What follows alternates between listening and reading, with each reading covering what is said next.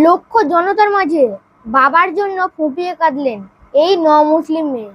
আমার প্রশ্নটা হলো, আমার বাবা কখনোই সুযোগটা পাননি, আর শিরক হলো সবচেয়ে বড় গুনাহ।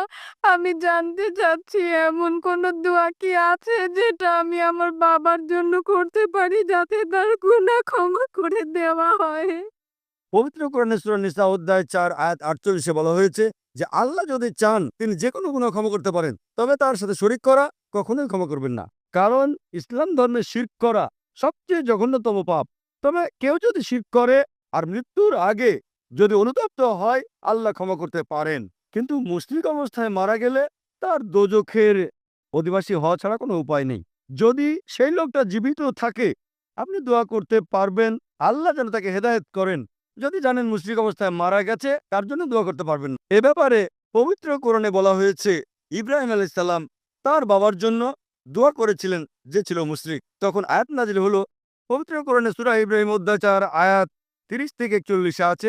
তিনি দোয়া করেছিলেন আমার সন্তানেরা যেন মুসলিম হয়, আল্লাহর কাছে আত্মসমর্পণ করে। আর আপনারা জানেন তার দুই ছেলেই ইসমাইল আলাইহিস সালাম আর ইসহাক আলাইহিস সালাম তারাও আল্লাহ তাআলার নবী হয়েছিলেন।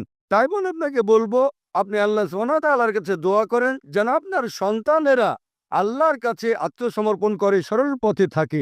আপনার মতামত, আপনার লাইক, আপনার শেয়ার আমাদের কাছে খুবই গুরুত্বপূর্ণ। তাই সঙ্গে থাকুন, সাথে থাকুন, পাশে থাকুন।